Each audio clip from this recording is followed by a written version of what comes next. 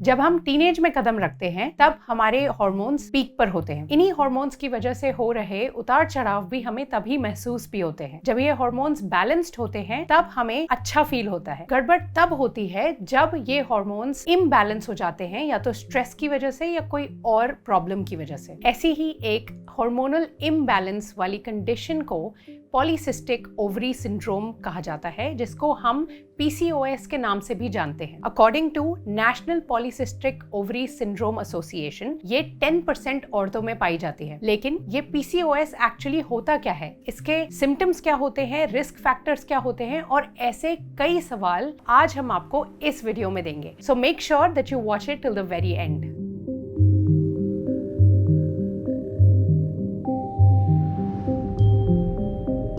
PCOS एक hormonal disorder है जो कि औरतों को उनकी चाइल्ड बेयरिंग एज यानी कि 15 से 44 की एज में होता है। स्टैटिस्टिक्स हमें ये बताते हैं कि एनीवेयर फ्रॉम 2.2% टू 22.7% औरतें PCOS से सफर करती हैं। अप टू 70% औरतों को पता ही नहीं चलता that they are suffering from PCOS. Isn't that shocking? PCOS किसी भी औरत की बॉडी में दो चीजें अफेक्ट करता है। First of all, their ovaries, and second are the reproductive organs that produce the hormones estrogen and progesterone. अगर मैं आपको यही चीज सिंपली समझाऊं तो PCOS एक ऐसी कंडीशन है that causes या तो infrequent periods in women और very long lasting periods. आपको PCOS का नाम सुनकर ऐसा लगता होगा कि ये एक ऐसी कंडीशन है जिसमें ओवरीज में मल्टीपल सिस्ट्स हो जाते होंगे, लेकिन ऐसा जरूरी नहीं है। According to the guidelines published in the Journal of Endocrinology and Metabolism in 2013, उसमें ऐसा नोट किया गया था कि किसी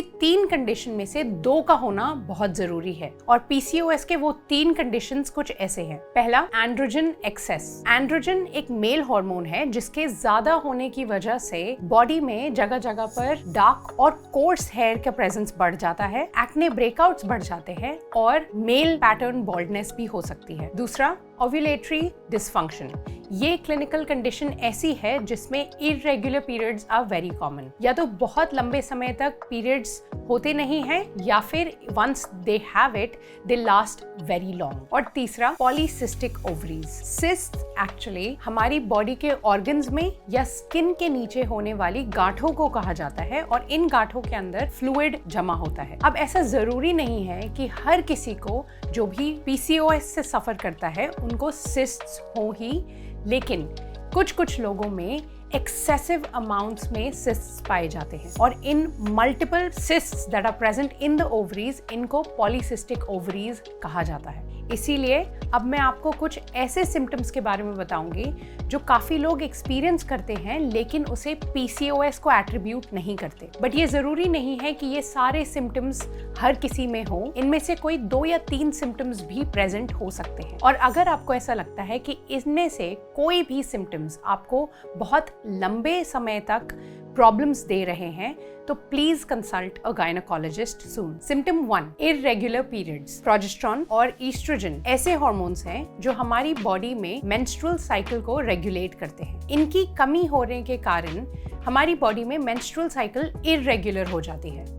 इसका मतलब ये है कि या तो पीरियड्स बहुत लंबे टाइम तक स्किप हो जाते हैं या फिर बहुत लंबे टाइम तक चलते रहते हैं। Symptom 2, infertility. PCOS की वजह से विमेन की ओवरीज में एग्स डेवलप और रिलीज करने की एबिलिटी खराब हो जाती है, और इस कारण a sperm can not even reach the egg. काफी औरतों को ये पता भी नहीं चलता है that they have PCOS until they try to conceive unsuccessfully. Symptom 3, hirsutism, hair loss and acne. Androgen एक मेल हार्मोन है जो विमेन की बॉडी में जब एक्सेस में प्रेजेंट होता है, उसके कारण उनके फेस पर और बॉडी पर एक्सेस हेयर ग्रोथ हो सकती है, एक्सेसिव एक्ने ब्रेकआउट भी होता है, एंड मेल पैटर्न में बॉल्डनेस या हेयर लॉस भी हो सकती है। Symptom 4, weight gain. PCOS का एक कॉमन सिम्टम है जो half the people who suffer from PCOS उन्हें पाया जाता है, that is unexpected weight gain. लेकिन ये जरूरी नहीं है कि अगर आप ओवरवेट या ओबीस हैं तो आपको PCOS है। Symptom 5, mood disorders. काफी औरतों में जिनको PCOS है, anxiety, depression, poor body image और ईटिंग डिसऑर्डर्स भी हो सकते हैं। ये कुछ ऐसे कंडीशंस हैं या सिम्टम्स हैं जो PCOS में कॉमनली पाए जाते हैं। अब इसके बाद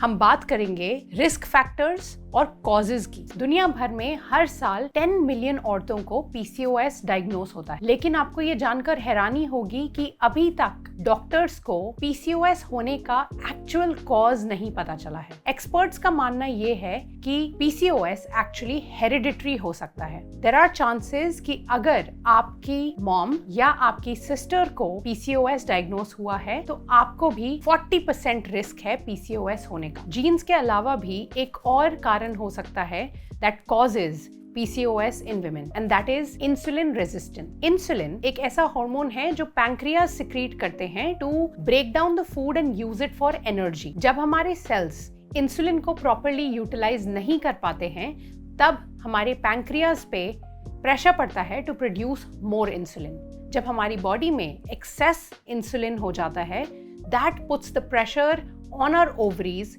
to create more male hormones. Inflammation हमारी बॉडी के इम्यून सिस्टम का एक नेचुरल रिस्पॉन्स है। Inflammation happens when inflammatory chemicals are released in our bloodstream to fight objects like virus, injury और illness. लेकिन कभी-कभी inflammation attacks our own cells.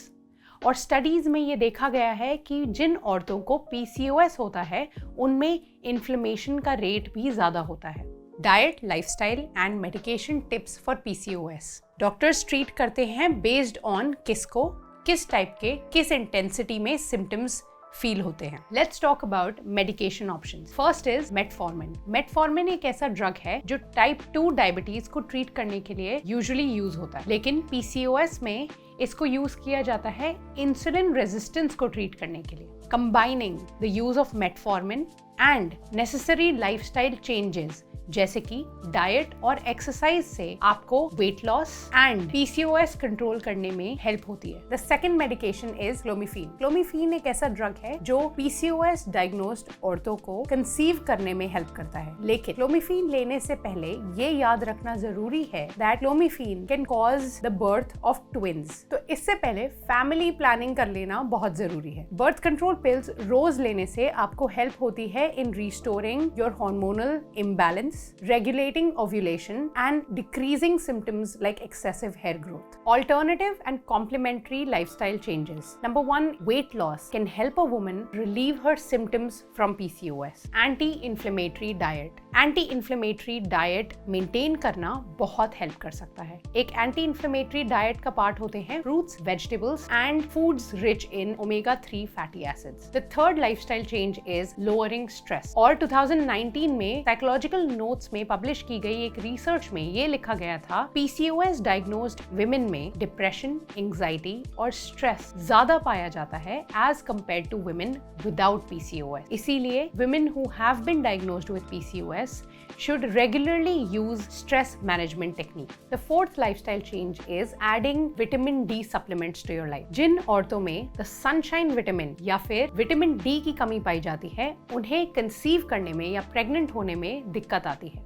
PCOS किसी भी औरत के लिए नाइटमेयर से कम नहीं है।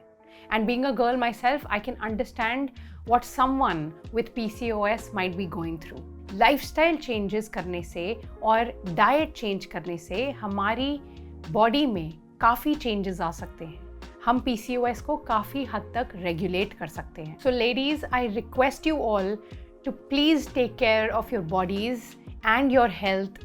एंड अगर आपको इनमें से कोई भी सिम्टम्स जो आज हमने लिस्ट किए बहुत टाइम से परेशान कर रहे हैं तो please go get checked by a gynecologist. If you like this video, then don't forget to like, share and comment your thoughts down below. And also, if you'd like more such informative videos to help you make your brain bigger, then do subscribe.